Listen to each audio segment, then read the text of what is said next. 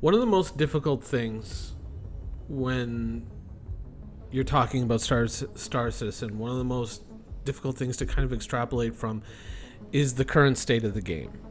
Because you don't know if this is intended as carry through to release, if this is a just right now type of fix, or is this just a broad experiment, or maybe even a mistake or an accident that this is the result. And so when we look at features of the game and we look at things and we say, oh, this is not working, this is not a great idea, we have to kind of ask ourselves, is this really what the developers intend, or is this because of the limitations of what's available in game right now? This is just kind of the best of all the bad solutions because of the situation that we're in. To give you a working example of this, tracking a player with crime stat in the Star Citizen universe. Now, this has become more or less a signal to other players that I want a PvP, and that's how it's used. So if you're a law-abiding player, you go, you look for that person, chances are they are looking for you as well. Not you specifically, but someone like you who wants to fight with them. And that's kind of how the system is used. It allows you to track the position of that player at any point in the Stanton system and give you a live update of where they are located.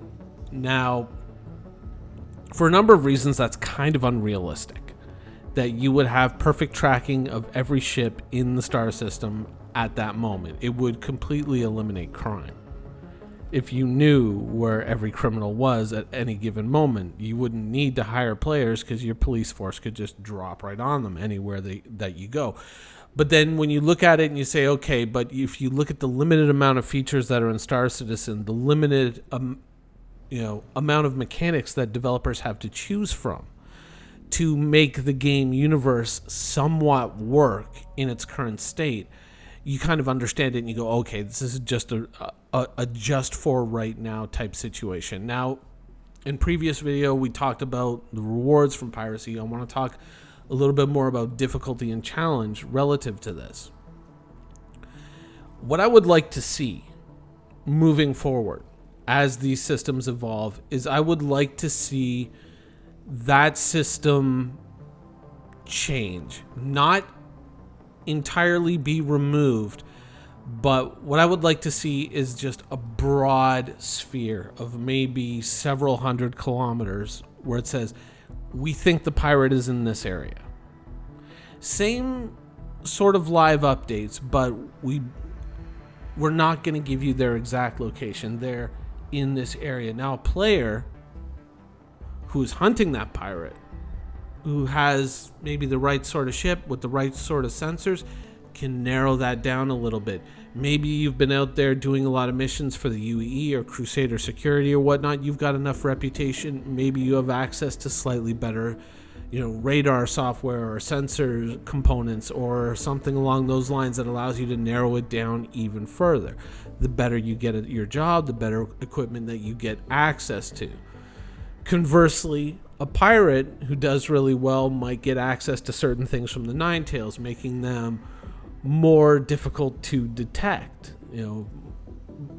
more difficult to localize. And so they can kind of, as they become more successful in each of their fields, they don't really gain too much of an advantage over the other if you're assuming two equally skilled and successful players. But what they do is they cancel out each other's advantages. So they kind of keep that game of cat and mouse relatively fair. Now, a much more highly skilled pirate will find it much more easy to evade a lesser skilled or newer bounty hunter. Whereas a very highly skilled bounty hunter will find it much easier to hunt the lesser skilled pirate. Kind of how you would want to balance it out. And still at the same time to say, look, you got to get better at this and make it a little bit harsh that way. Because piracy should definitely be harsh. It shouldn't be just easy. Now, why I'm out here bumbling around in the Jeep is basically think about removing crime stat. In the future, what I would like to see is that when you're in your ship, that sphere, of course, is a certain size. But when you're outside of your ship, let's say in a ground vehicle, then that sphere becomes even larger. You become even harder to detect because you're outside, obviously, of a much larger vehicle. And when you're in that smaller vehicle, you can use this to your advantage to do certain things. Let's say I have crime stat and I'm looking to get rid of it.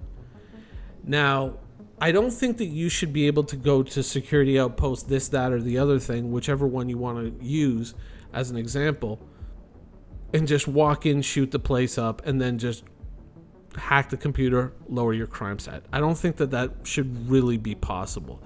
I think that what players should have to do is that there should be an exclusion zone, kind of like the restricted area that we already have around these locations, where anyone who comes into this area, and let's call it 40 kilometers around the security outpost, any player who enters within that zone is going to be automatically identified and interrogated by the UEE. There's going to be a ship that's going to drop right down on you and just say, what are you doing here? You're not supposed to be here. However, a player who has a certain amount of reputation, let's say with Crusader Security, in the case of here, Daymar, or the UEE, depending on who kind of holds it, or the advocacy, you may even be allowed into that exclusion zone with no restrictions. They might say, hey, buddy, come on in. We know you, we like you, you can come in and hang out with us. But a pirate who wanted to get in there and hack their crime stat down would have to, instead of going into that exclusion zone in a starship, they would have to go into that exclusion zone with a ground vehicle.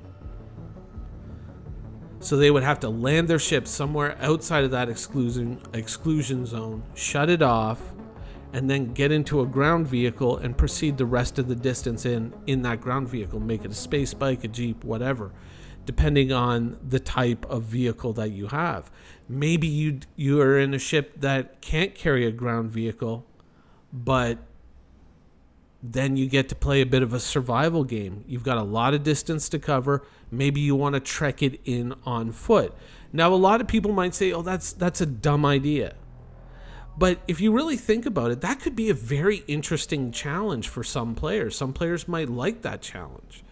Oh, I got to make sure that I bring the right suit. Maybe I need to bring a bit of a survival suit that allows me to bring food and water, that instead of having to take my helmet off, I plug it into my suit and I have a couple of tubes in the helmet that I can access for water or food. You know, maybe I carry an extra oxygen supply, that sort of thing. A special survival suit that you would need for that environment to make that trek. And then all of a sudden you have to play a bit of a mini survival game. What can I carry with me? What can I carry with me? Maybe I have to bring a specific data pad or a portable terminal to hack into the systems to lower my crime stat. Now I can bring a smaller one and therefore bring a smaller backpack, but maybe I want the bigger one because it goes faster, that sort of thing.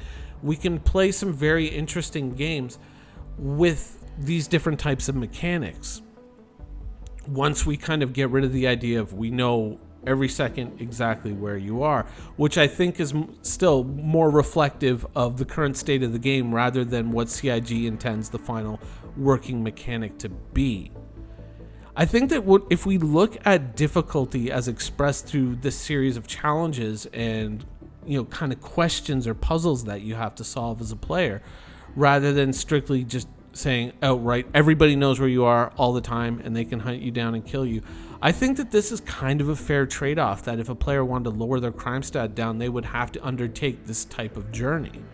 Maybe even driving the Jeep to within 10 kilometers is too close, and then the UEE can detect that Jeep approaching, so you get to within, 11 kilometers, and then you got to hop out of the Jeep and walk it in. Maybe you're on a space bike like a Drake Dragonfly, and you get into within 5 kilometers, but then you still have to walk that last 5 kilometers in.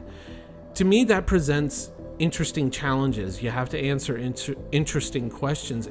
And it's that sort of gameplay that I would like to see evolve. Because obviously I come from a gameplay universe of a lot of instanced content, that sort of thing, and to me that's kind of played out. And I like more the open-ended stuff where there's many ways to solve the puzzle, and so you get to choose the way that best suits the equipment that you have available to you, or maybe choose the best solution that suits your mood that day. Oh, I want to go on a long-range trek, or maybe I want to drive my Jeep in there, that sort of thing. With piracy in its current state, ground vehicle usage would be almost non-existent, because if you think about it, if your location is so easy to track, if you're so easy to find, you're obviously going to be extremely vulnerable in any ground vehicle. You're going to be even more vulnerable on the ground, on foot. It's going to be a very lose-lose scenario for you. But I think that if you have to pay that price of having to move around on the ground like this, but at the same time, there's the potential for reward there. I think that that's an appropriate level of challenge for a pirate. Now, you may think about the mechanics that I'm talking about. You might look at it and say, what are we really getting there? I can kind of see what you're talking about in terms of challenge, but I'm not really entirely feeling that idea. But let's say that you were a solo pirate. What if you could use this type of technique to sneak into a place like Shubin Mining or Arcorp Mining, even though you have kind of like a crime stat? But what if you could use that to get to that location, wait for an NPC cargo ship to show up to pick up whatever cargo load they're picking up, whether it's titanium or iron or whatnot, fluorine or fluorine? No, I'm thinking chlorine. The other one, not fluoride, whatever. You know what I'm talking about. And you could slip onto that ship. After that ship takes off, you could commandeer that vessel. Take out the crew if you're good enough with a pistol. Get in there, steal that ship, fly to Grim Hex or wherever, dump it on the black market, get rid of the cargo, make some money. But obviously that mission, as a solo pirate, it wouldn't be brutally difficult in terms of really super challenging in terms of gameplay mechanics or being super quick with the pistol or anything like that, but it would be more of a challenging mind game to kind of walk through, to kind of get there, get to the base, get that thing done. I think it would make Star Citizen a much more interesting game. I mean, for me, that's, if I were put in charge of it, if I were asked what would I like to see in the game, that's kind of what it would be. That's where I kind of feel that the challenge of, or the difficulty should reside in, not making things so automatic for either side, but rather saying, here's the playing field, or here's the river, and here's some tools. How do you cross it? And there are multiple different solutions to that problem. That's where I would like to see piracy kind of go in terms of challenge and difficulty. But once again, my opinion solely, so you can kind of extrapolate from there, or disagree, agree, whatever. I hope you enjoyed the video, and thanks for watching. Thank you for watching. So if you want to keep up with the latest and greatest in Star Citizen and Squadron 42's development, please follow us on our social media channels. See you soon.